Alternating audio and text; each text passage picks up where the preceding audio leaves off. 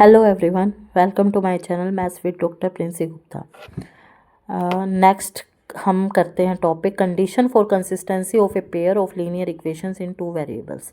ठीक है, पहले इसकी कंडीशन देख लेते हैं कि क्या कंडीशन आती है सिस्टम ऑफ इक्वेशन सोल्व करने के लिए, इनके लिए कि सिस्टम के पास कब हमारे पास सॉल्यूशन एग्जिस्ट करेगा नहीं करेगा। ठीक है, तो पेयर ऑफ इक्वेशंस गिवन है, इन इक्वेशंस के पास या तो सॉल्यूशन एग्जिस्ट करेगा या नहीं करेगा। एग्जिस्ट करेगा तो इसको बोलते हैं कंसिस्टेंट, नो सॉल्यूशन के केस में हम बोलते हैं इनकंसिस्टेंट, यानी कि सिस्टम ऑफ इक्वेशन का सॉल्यूशन जो है वो हमारे पास एग्जिस्ट नहीं कर रहा, उसको बोलते हैं इनकंसिस्टेंट। कंसिस्टेंट के केस में हमारे पास या तो सॉल्यूशन यूनिक होगा या फिर इनफाइनाइटली मैनी सॉल्यूशन होगा। ठीक है, कंसिस्टेंट का मतलब होता है सॉल्यूशन एग्जिस्ट करना, चाहे वो यूनिक एग्जिस्ट करे चाहे इनफाइनाइट एग्जिस्ट करे। ठीक है, उसके बाद हमारे पास कंडीशन क्या है जिसके लिए हमारे पास सिस्टम सॉल्यूशन एग्जिस्ट करे नो नहीं करे। a1/a2 अगर नॉट इक्वल टू b1/b2 आ जाए तो unique solution, a1/a2 is equal to b1/b2 is equal to c1/c2 अगर ये तीनों आपस में इक्वल आ जाते हैं तो infinite, a1/a2 is equal to b1/b2 not equal to c1/c2 आ जाए तो हमारे पास सॉल्यूशन जो है वो इनकंसिस्टेंट होएगा, यानी कि नो सॉल्यूशन। नो सॉल्यूशन, अब पैरेलल लाइंस का केस आता है इसके अंदर, क्योंकि पैरेलल लाइंस के अंदर क्या होता है, ये आपस में कभी इंटरसेक्ट नहीं करेगी लाइंस, तो कोई सॉल्यूशन कॉमन हमारे पास मिलेगा ही नहीं। अब ये इनफाइनाइट के केस के अंदर क्या होता है, हमारे पास कोइंसाइड करेगी लाइन।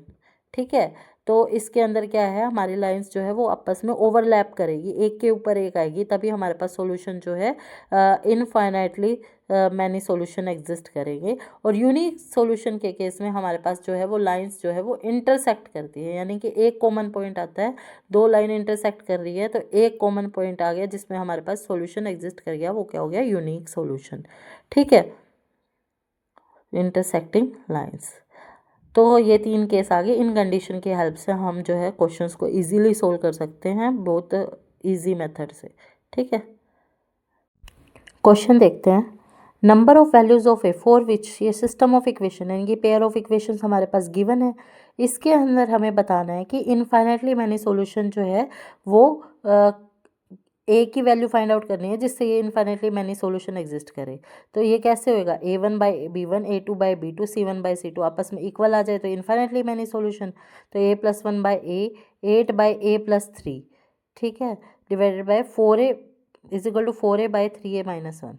ठीक है, तो इसके अंदर हमारे पास पूछा है कि number of values of A for which ये सॉल्यूशन एग्जिस्ट करेगा, तो पहले ए की कितनी वैल्यूज़ के लिए ये सॉल्यूशन जो है वो हमारे पास एग्जिस्ट करेगा। अब यहाँ पर ए की वैल्यू सोल्व करेंगे पहले दो पेयर लेके, तो ये सोल्व करेंगे तो a² + 4a -4a आ जाएगा, -8a इस साइड आ जाएगा, तो ए की वैल्यू 1 और 3 आ गई। ठीक है, तो ए की वैल्यू आ गई 1 और 3। और दूसरी इक्वेशंस को सोल्व करेंगे तो हमारे पास क्या आएगा, 8 × 3a - 1 is equal to 4a × a+3, 24a - 8 is equal to 4a² + 12।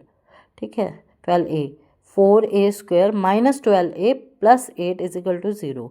a² 4 से डिवाइड कर देंगे, ये आगे हमारे पास a² - 2a - a + 2 is equal to 0, यानी कि a की वैल्यू आएगी हमारे पास 1 और 2। ठीक है, 2 आएगी, 3 नहीं आएगी, a इज इक्वल टू 1 और 2। तो दोनों में कॉमन वैल्यू कौन सी होगी, 1, और कितनी वैल्यूज़ के लिए सॉल्यूशन एग्जिस्ट करेगा, a की ओनली 1 वैल्यू के लिए। ठीक है, तो आंसर आ गया B।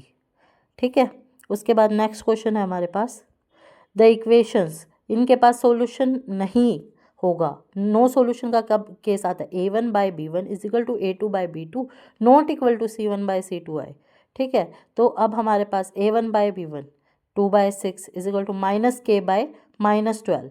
ठीक है, 1/3 आ जाएगा, उधर मल्टीप्लाई में जाएगा 12, तो k की वैल्यू आ गई 4, तो इसका आंसर 4 आ जाएगा, ऑप्शन बी।